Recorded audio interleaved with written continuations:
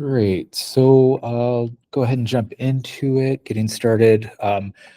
Reminder, this is being recorded. Welcome to the May 30th, 2024 Advanced Usage of Semantic Scholar APIs.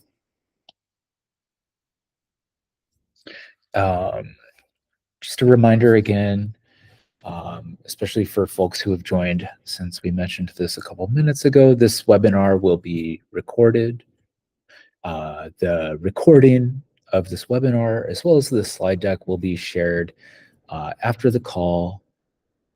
You can ask questions anytime in the meeting chat.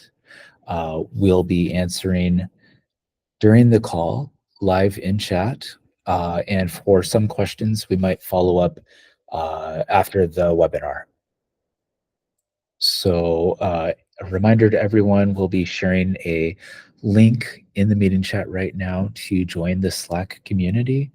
That's a place where we're regularly engaged with users, answering questions, users helping users. And so look forward to seeing you all there.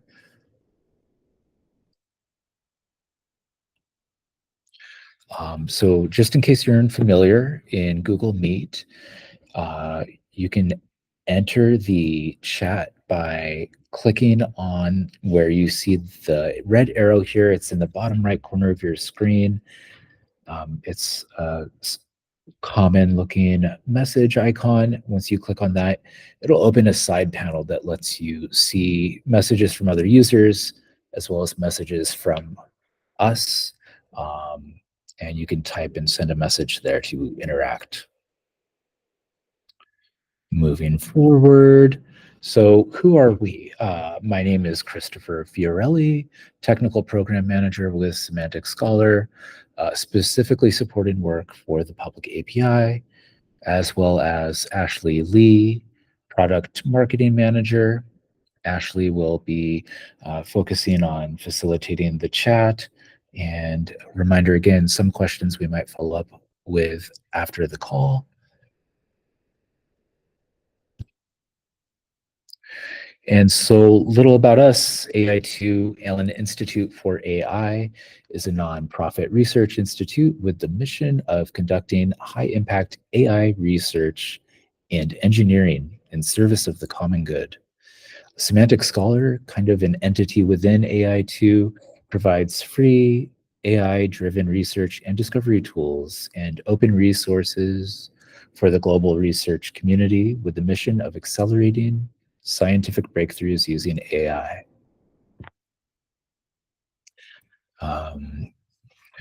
So just a reminder, if you're new to the API, this webinar is geared for experienced users of the API. If you're getting familiar today, there could be a link in chat to the product page where you can get a summary of links to different resources and some introductory materials about the API. And so, yeah, thank you, Ashley. I see Ashley's there posting a couple of links as we move along. So when you hear me mention a link, that should be posted into the chat around then too. So keep an eye on chat. Great. So thanks so much for joining us today. At a high level, this call is about moving users from kind of the beginner introductory level about like, how do I get a key? What is this API? What is an API? And moving more to, okay, I've been using it. Maybe you're running into limits, running into the API rate limits with your key, or just not really familiar with all the different endpoints or strategies that you could utilize to make the most out of that rate limit. Up front, we're going to do a deep dive into API efficiency, optimizing your calls for better performance and lower costs. Of course, we're completely free, so there's never a cost. You can't pay us if you try. But cost in this sense means the spend of your limit on your API key. So more efficiency there means more resources for you to make data requests. Second item on agenda, data sets. So instead of being subject to our limits, you can download copies of our data and kind of build your own version of Semantic Scholar, create your own queries, and structure data sets in ways that serve specifically your purposes. And then finally, third on agenda, community and support. So we'll close with a pretty significant batch of resources being released, both in the form of code examples on our S2 Folks GitHub, as well as code examples attached to the slide deck, along with some other links and resources for getting started and moving to more advanced work. So moving forward, excuse me. There we are. API efficiency rate limiting. Yeah, so we do have an unauthenticated endpoint, or excuse me, unauthenticated plan. If you make a request, many endpoints allow that request without you sending an API key. However, we provide that for exploratory purposes, at least that's the intent. And we really recommend all users, especially guests in this webinar, are using an API key. You get a dedicated 1 request per second on all endpoints. So for contrast, the unauthenticated requesting feels much like a 1 RPS plan as well, but that 1 RPS is kind of pulling from a pool that is globally shared, and you can run into limits depending on any variety or a number of users accessing unauthenticated requests at the same time. So with a key, you have a dedicated, reliable 1 RPS rate limit on all endpoints. Another differentiating factor is you don't have access to all endpoints without a key. The rate limit is cumulative, so making a request to multiple endpoints will count towards that 1 RPS limit, and errors can count against the rate limit. So sometimes users run into limits and they want to expand. They want to get a higher limit key. That's possible. Another scenario is developers are anticipating significant usage and they reach out asking for higher rate limits ahead of time. That's completely respectable as well. Of course, as we try to manage and increment our resource management according to actual usage, we hold off on giving higher rate limits out to keys until a user is hitting the current limits or at least approaching them, 1. And we also, for the sake of efficiency and keeping costs down, work with the user to make sure we've exhausted any other options for efficiency. And we'll cover more of those other options as we move through the webinar. Once those 2 kind of checkboxes have been ticked off, we'll go ahead and look at applying a higher rate limit to the key. Right now, the highest rate limit plan that we're allocating is a 10 RPS. But please note, some endpoints do have a lower rate limit even within that 10 RPS plan. Just giving a breather here in case there's activity in chat. So pro tips.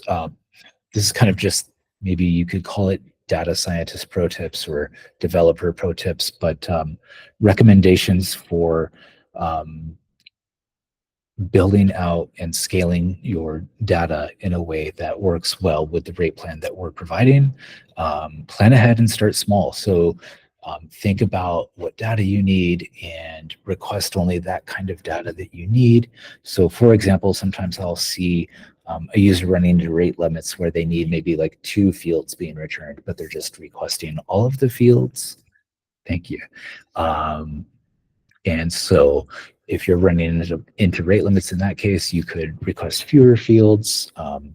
Another item, make sure you understand all features and limitations. So that'll help with development leading to more scalable endpoints, for example.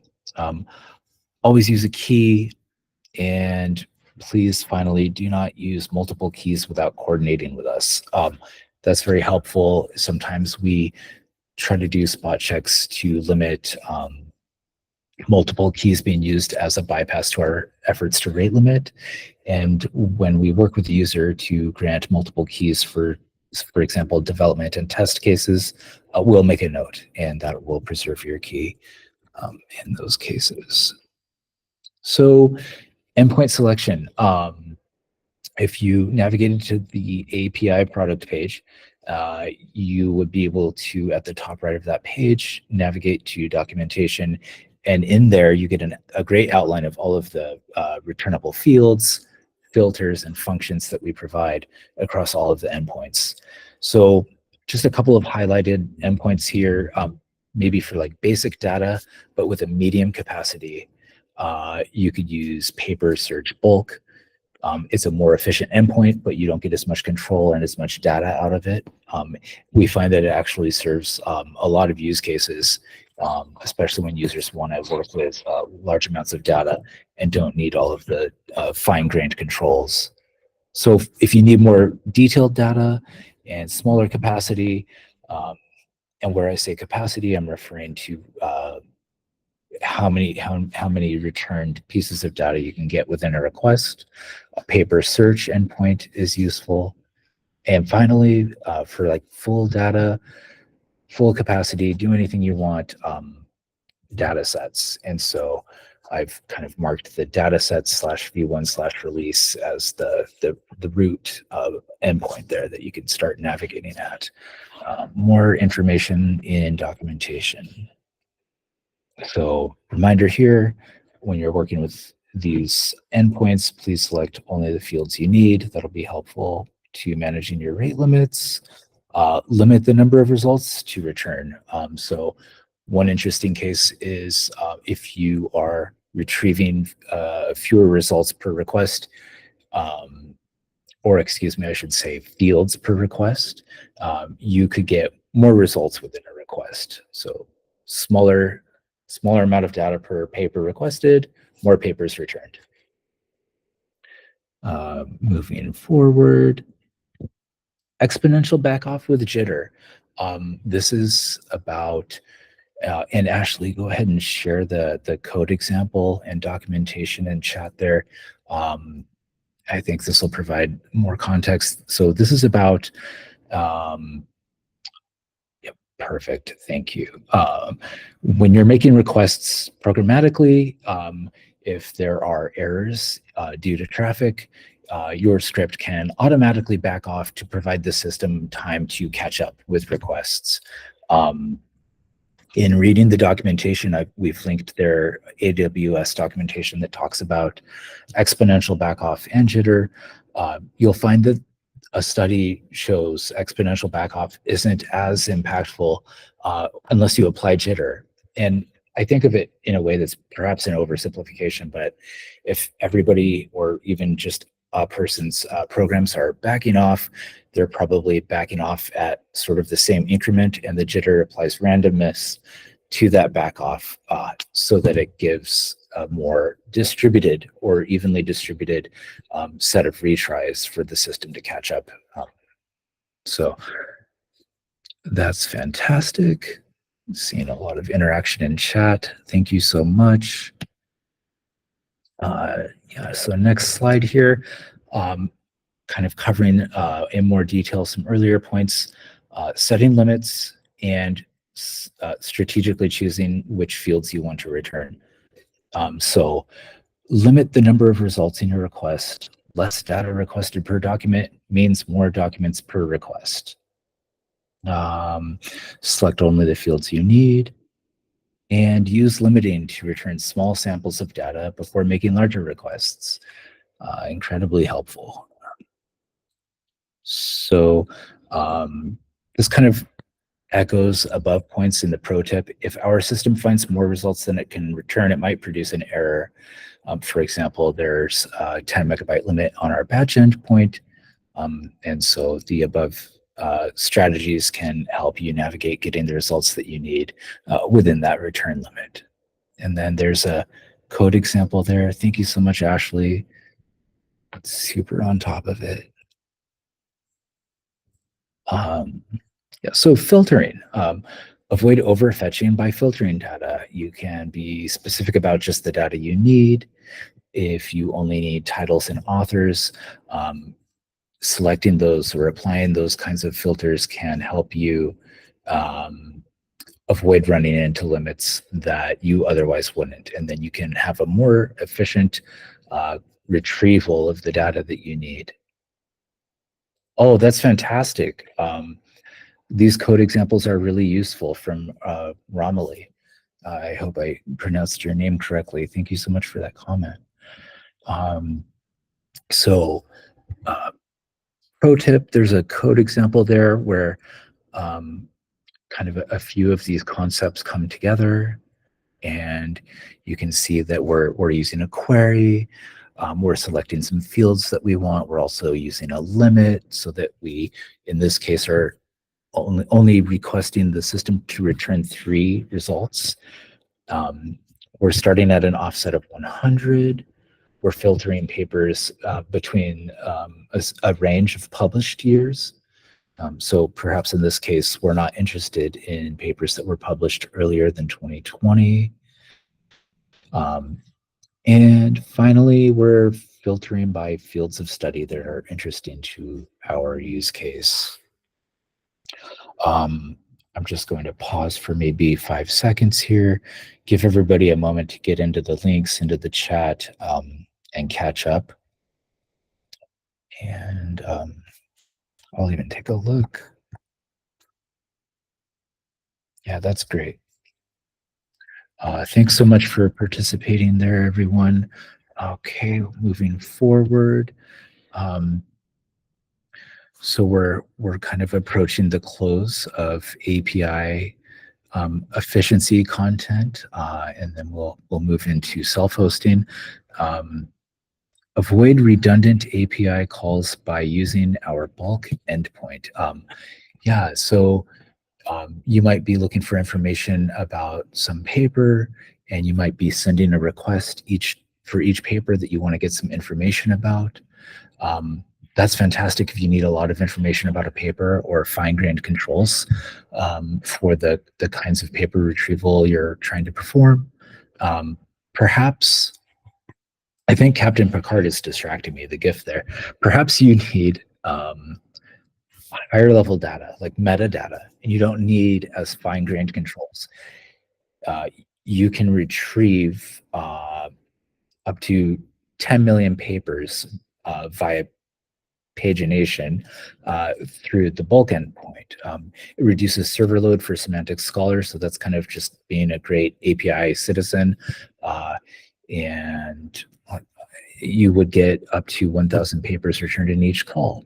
FYI, nested paper data such as citations, references, etc., are not available via this endpoint. So there's more specification there in the API documentation. Please have a look.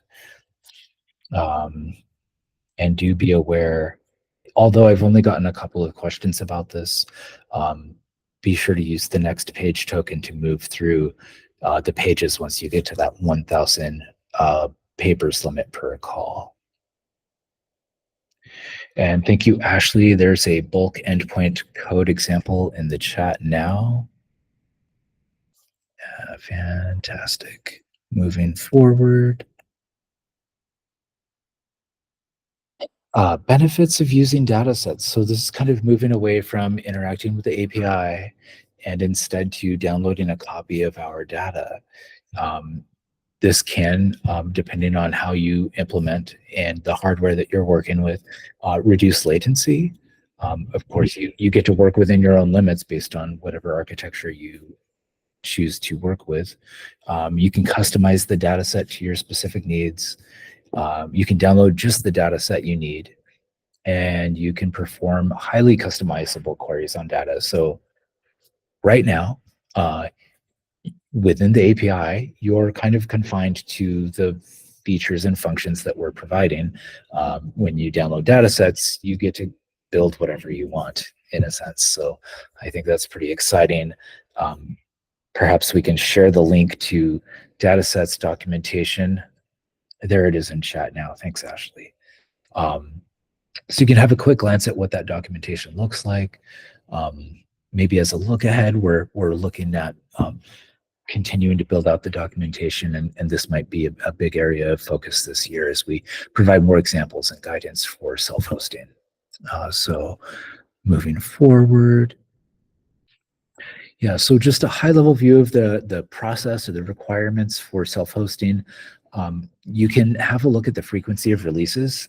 That'll help a lot with kind of planning the characteristics of your app and how your data should flow from one layer to the next. Of course, you'll review the data sets. So in a release, suppose there's a release today on May 30th, that release will contain many data sets. For example, abstracts or authors, Spectre embeddings. So you'll review the data sets within a release. It makes it easier if you only want the latest release that you can select latest as a release and choose the data sets to download. Now, once you've downloaded and unzipped the files, you can load that data into a database client or use whichever tool you prefer. For the sake of focusing our educational materials in a way that hopefully is accessible to everyone, we point people to MongoDB Compass. That's a local running database client. There's a link in the chat now. Thank you so much, Ashley. And then finally, step five, my favorite step, you get to build queries. So that's all of the fun on that slide. Next slide. So kind of what's available. This is a pretty quick look at some of the key points, right? You might remember from the previous slide, I mentioned looking at the release dates. So here's kind of a snapshot of recent releases so that you get a sense of frequency. May 7th, May 14th, and May 21st. So about weekly there. Sometimes there's a hiccup in the system, so to speak, and we might miss a week, but it's pretty consistent and stable in that regard. Freshness. So just as a contrast, in the API, new data is being ingested essentially continuously or daily. The pipelines are always running, but for the dataset user, these updates collect and push weekly, as you can see up above. And just as a side note, this has come up a couple of times as a suspected bug that some data may be available in the API but isn't showing up as updated in data sets. And that case might be where the loading of data to the data set release actually occurred while the data set was being released and did not complete. And so sometimes a small segment of data updates would roll to the next release of data sets.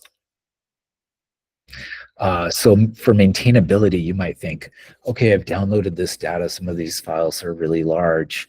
How do I keep it up to date? We have a feature which is called incremental updates.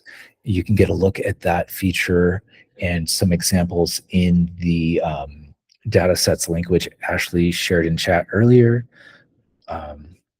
That's fantastic. There's also a link there in chat now to, I can't see the whole URL, but it's probably going to the incremental updates example. Let's take a look. Let's make sure. This is good. So the most recent link there from Ashley lists data sets in the latest release. That'll let you take a look at the latest release, not just a date-specific release. So whenever you run it, you'll see the most current, and you'll get to see the list of data sets in that output. Thanks so much, Ashley. So we talked a little bit about maintainability with incremental updates and a pointer to where to read more about that. As a heads up on size, dataset size varies a lot depending on which dataset you want to use. On the large end, you would get 30 28 gigabyte files. So to me, quite a bit of data to work with, but we can talk more about strategies for handling that in the next slide. And then here, finally, at the bottom is a list of the different data sets that you might find interesting to work with. Moving forward. So downloading, this is actually a pretty cool thing. I recently learned about that you could do this, where as you're downloading, you can apply some filtering to the files via memory and then write that to storage afterwards. I think that's a great strategy for maybe a user with less storage than some other users. And what else have we got here? Oh, so here in the code example, we've got this. Yeah, this is a running script. This is actually pretty exciting that we were able to put this together in time for the webinar. This example is downloading the abstracts data set, applying a filter on the abstract field, and filtering for only filtering, in other words, will only write to disk when the abstract contains the word computer. There might have been some fine tuning in the code or in its specific implementation beyond the level of detail on the slide. Thanks so much, David. I think you gave us some positive feedback about that code example there. I really appreciate hearing that. It's really great to know when some of our work is going to help you out. So that's great. So moving forward, did I skip a slide? No, we're okay. Wait, did I? No, we're okay. Sorry. So finally, incremental updates. I'm kind of in a planning phase. You'll see if you're looking at the webinar code examples directory on our GitHub, you'll see WIP as a prefix to just one script there. It means work in progress because it might run, but I have it crashing my Visual Studio. And so I think I'm running into a memory issue that we'll remove the work in progress prefix once that gets debugged. But it's up there anyway. I thought you might find it interesting, or maybe somebody has a suggestion. Love feedback there. And so for incremental updates, that's the WIP script, aka work in progress.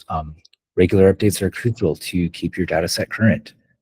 You can automate this process so that you always have the latest data. Our example code presents a follow to the previous slide. Use this code to check for updates on your abstracts data set. And so thank you so much. There's the link to the documentation about incremental updates in chat now. Thank you, Ashley. And I will move forward. So, wow, this went by so fast. More resources. Here are some links. Just a reminder, the slide deck and the webinar will be distributed after today's call. On this slide, you'll find links to the tutorial page that's kind of beginner geared, summary detail with a lot of really interesting examples, but they're broad and not deep. Documentation. So you've gotten some links to documentation in the chat already, but here's a reference slide in case you didn't catch that. There's also a link to the API key form. If you don't already have a key, please, everyone use one. Again, the unauthenticated requests are really just meant for window shopping. If you become a user of our API, strongly recommend everybody has a key. Fourth point there, Slack community.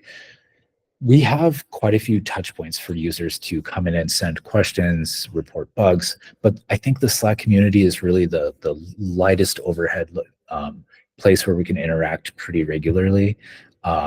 So definitely recommend people join us there.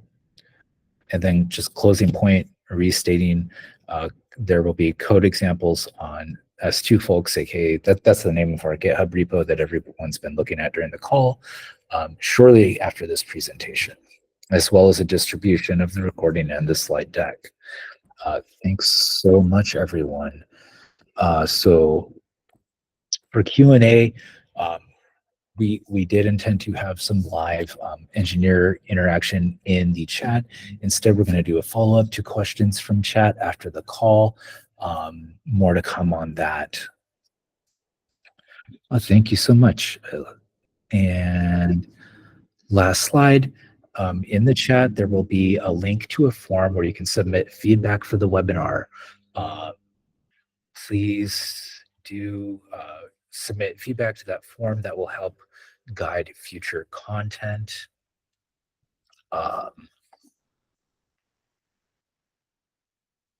Yeah, so thanks so much for joining us today. Have a good day, everyone. Bye.